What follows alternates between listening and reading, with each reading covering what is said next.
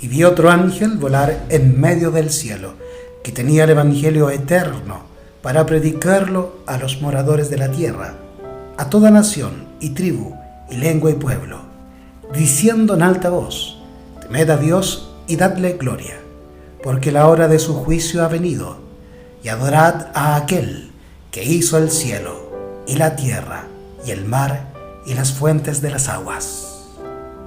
Apocalipsis capítulo 14, versículos 6 y 7.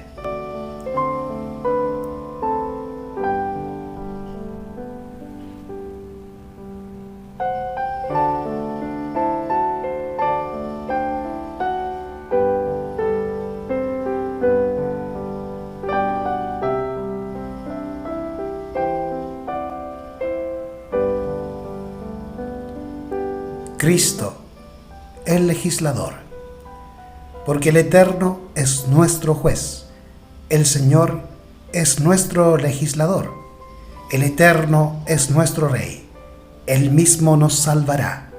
Isaías capítulo 33, versículo 22. Consideremos ahora a Cristo en otro aspecto distinto, aunque en realidad no sea realmente diferente. Se trata de la consecuencia natural de su posición como creador, porque el que crea debe ciertamente tener autoridad para guiar y controlar. Leemos en Juan capítulo 5 versículos 22 y 23 las palabras de Cristo: el Padre a nadie juzga, sino que confió todo el juicio al Hijo, para que todos honren al Hijo como honran al Padre.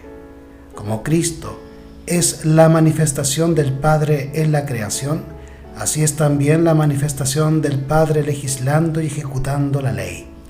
Unos pocos textos de las Escrituras bastarán para probarlo.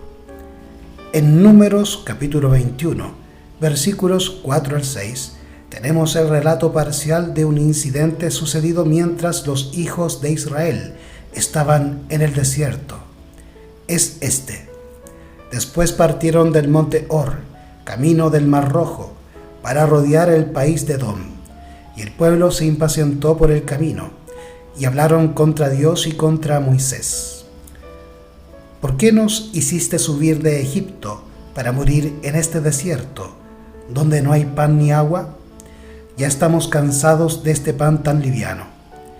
Y el Eterno envió entre el pueblo serpientes ardientes, que mordían al pueblo, y murió mucha gente de Israel. El pueblo habló en contra de Dios y en contra de Moisés, diciendo: ¿por qué nos has traído al desierto? Encontraron defecto en su dirigente. Es por ello que fueron atacados por las serpientes. Ahora leamos las palabras del apóstol Pablo, referentes al mismo evento. Ni tentéis a Cristo, como algunos de ellos lo tentaron y perecieron por las serpientes. Primera de Corintios, capítulo 10, versículo 9. ¿Qué prueba esto? Que Cristo era el dirigente contra quien estaban murmurando. Esto queda aún más claro por el hecho de que Moisés se puso del lado de Israel, rehusando ser llamado el hijo de la hija del faraón, y estimó el reproche de Cristo mayor riqueza que los tesoros de Egipto. Hebreos capítulo 11, versículo 26. Leer también Primera de Corintios capítulo 10, versículo 4, donde Pablo dice que los padres todos bebieron la misma bebida espiritual, porque bebían de la roca espiritual que los seguía, y la roca era Cristo. Así pues, Cristo era el dirigente de Israel desde Egipto. El tercer capítulo de Hebreos da fe del mismo hecho. Allí se nos invita a considerar al apóstol y sumo sacerdote de nuestra profesión, Cristo Jesús, quien fue fiel en toda su casa, no como un sirviente, sino como hijo sobre su propia casa. Versículos 1 al 6. Después se nos dice que nosotros somos su casa, si retenemos firme hasta el fin nuestra confianza. Por lo tanto, el Espíritu Santo nos exhorta a oír su voz y a no endurecer nuestros corazones, tal como hicieron los padres en el desierto, porque hemos llegado a ser participantes de Cristo, si retenemos firme el principio de nuestra confianza hasta el fin. Entre tanto, ¿qué se dice? Si hoy oís su voz, la de Cristo, no endurezcáis vuestros corazones como en la provocación. ¿Quiénes fueron los que, habiendo oído, lo provocaron? ¿No fueron todos los que habían salido de Egipto con Moisés? ¿Con quiénes estuvo Dios, Cristo, enojado 40 años? ¿No fue con los que pecaron, cuyos cuerpos cayeron en el desierto? Versículos 14 al 17. Se presenta aquí nuevamente a Cristo como el dirigente y comandante de Israel en sus 40 años de peregrinación por el desierto. Vemos lo mismo en Josué capítulo 5 versículos 13 al 15, donde leemos que aquel hombre a quien Josué vio cerca de Jericó blandiendo una espada desenvainada en su mano, en respuesta a la pregunta de Josué: ¿eres de los nuestros o de nuestros enemigos?, dijo: no, yo soy el príncipe del ejército del Eterno, que he venido. En verdad, nadie se atreverá a discutir que Cristo fue el auténtico dirigente de Israel, aunque invisible. Moisés, el dirigente visible de Israel, se sostuvo como quien ve al invisible. Fue Cristo quien comisionó a Moisés a ir y libertar a su pueblo. Leamos ahora Éxodo capítulo 20 versículos 1 al 3. Entonces Dios habló estas palabras: Yo soy el Eterno tu Dios, que te saqué de Egipto, de casa de servidumbre. No tendrás otros dioses ajenos delante de mí. A partir de estos textos, a los que cabría añadir otros, vemos que en la venida del Señor, a libertar a su pueblo, Él habla con una voz que hace temblar la tierra y el cielo. Vacilará la tierra como un borracho, será removida como una choza. Isaías capítulo 24 versículo 20. Y los cielos desaparecerán con gran estruendo. Segunda de Pedro capítulo 3 versículo 10. Leamos ahora Hebreos capítulo 12 versículos 25 y 26. Mirad que no desechéis al que habla, porque si aquellos que desecharon al que hablaba en la tierra no escaparon, mucho menos nosotros, si desecháramos al que habla desde el cielo. En aquel entonces su voz sacudió la tierra, pero ahora prometió: aún una vez, y sacudiré no solo la tierra, sino aún el cielo. La ocasión en la que la voz sacudió la tierra fue al promulgar la ley al pie del Sinaí.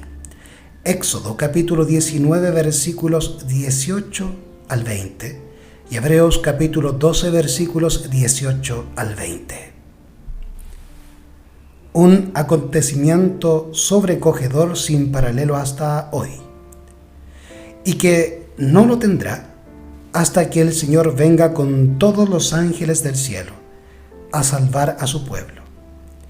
Pero observemos, la misma voz que entonces sacudió la tierra sacudirá en el tiempo venidero no solamente la tierra, sino también el cielo.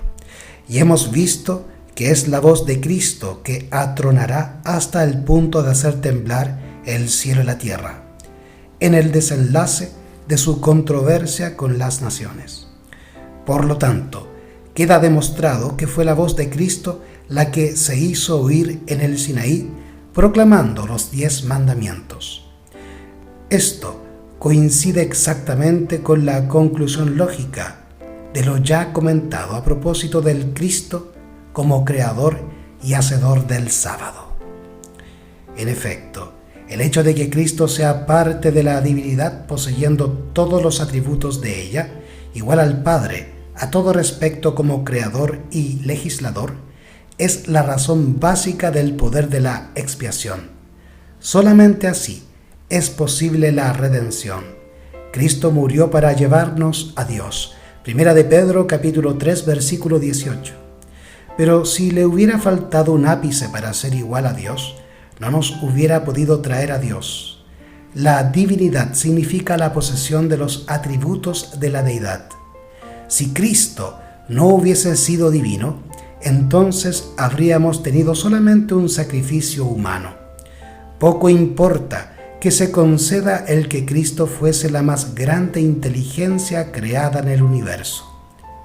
En ese caso hubiera sido meramente un ser en obligación de lealtad a la ley, sin posibilidad de mayor virtud que la de cumplir su propio deber. No habría podido tener justicia que impartir a otros fuera de él. ¿Quién habló estas palabras? Aquel que los sacó de Egipto. ¿Y quién era el dirigente de Israel desde Egipto? Era Cristo. Entonces, ¿quién pronunció la ley desde el Sinaí? Cristo, el resplandor de su gloria y la misma imagen de su ser real, quien es la manifestación de Dios al hombre. Fue el creador de todo cuanto haya sido creado y aquel a quien se encomendó todo el juicio.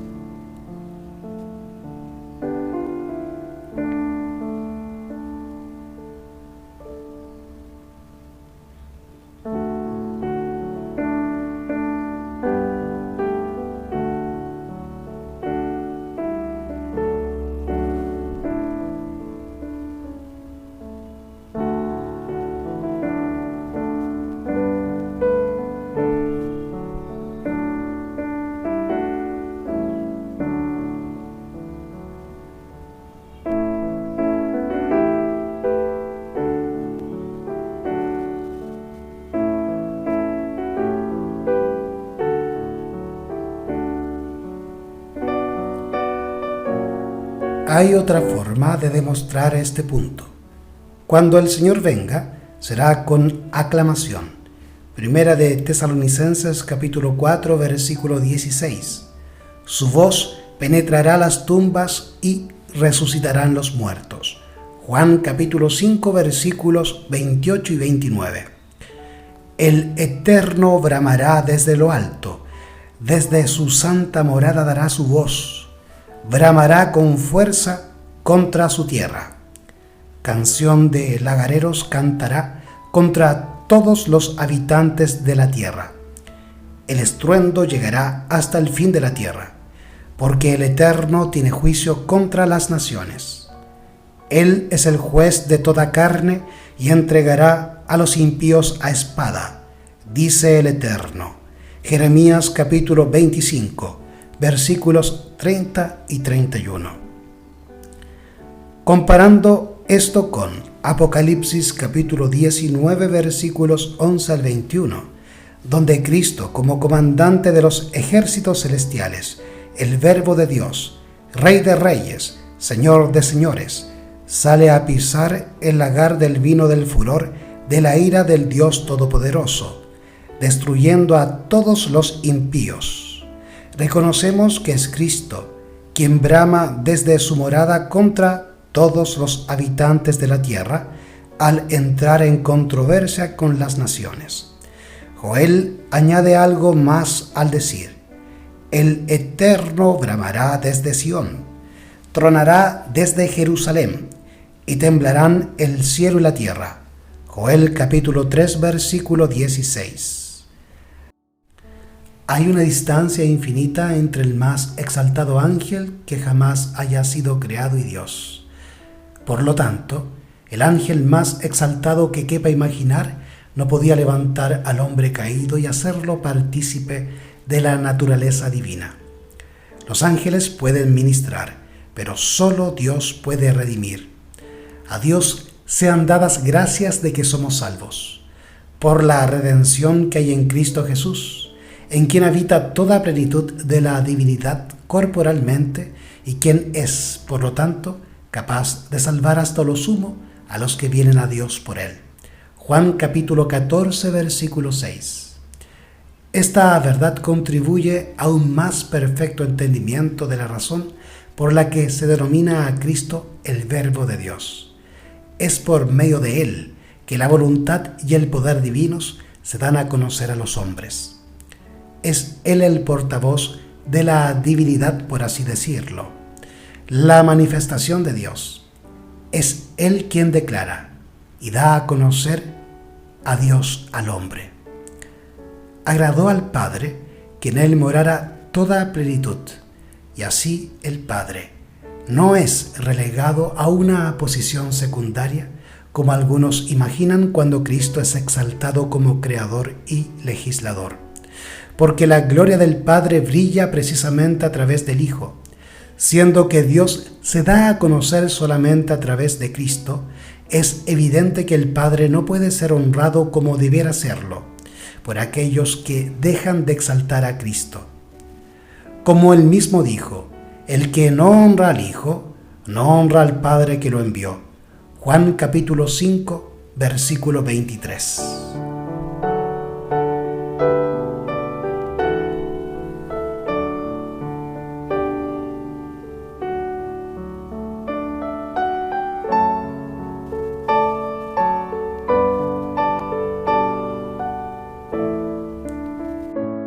Te preguntas cómo puede Cristo ser el mediador entre Dios y el hombre, y también el legislador. No hemos de explicar cómo puede ser, sino aceptar el relato de las Escrituras de que así es. Y el que sea así es lo que da solidez a la doctrina de la expiación. La garantía que tiene el pecador del perdón completo y gratuito descansa en el hecho de que el legislador mismo, aquel contra quien se ha rebelado y ha desafiado, es el que se dio por nosotros. ¿Cómo es posible que alguien ponga en duda la honestidad del propósito de Dios o su voluntad perfecta para con los hombres, cuando se dio a sí mismo por su redención? Porque no hay que imaginar que el Padre y el Hijo estuviesen separados en esta obra. Fueron uno en esto, como en todo lo demás. El consejo de paz fue entre los dos. Zacarías capítulo 6, versículos 12 y 13. Y aún estando aquí en la tierra, el Hijo unigénito estaba en el seno del Padre. ¡Qué maravillosa manifestación de amor! El inocente sufrió por el culpable, el justo por el injusto, el creador por la criatura, el hacedor de la ley por el transgresor de la ley, el rey por sus súbditos rebeldes. Puesto que Dios no eximió ni aún a su propio Hijo, sino que lo entregó por todos nosotros, ¿cómo no nos dará también con Él gratuitamente todas las cosas? El amor infinito no pudo encontrar mayor manifestación de sí. Bien puede decir el Señor, ¿qué más se había de hacer a mi viña que yo no haya hecho? Isaías capítulo 5, versículos 1 al 4. Cristo y su justicia, por E. J. Wagoner.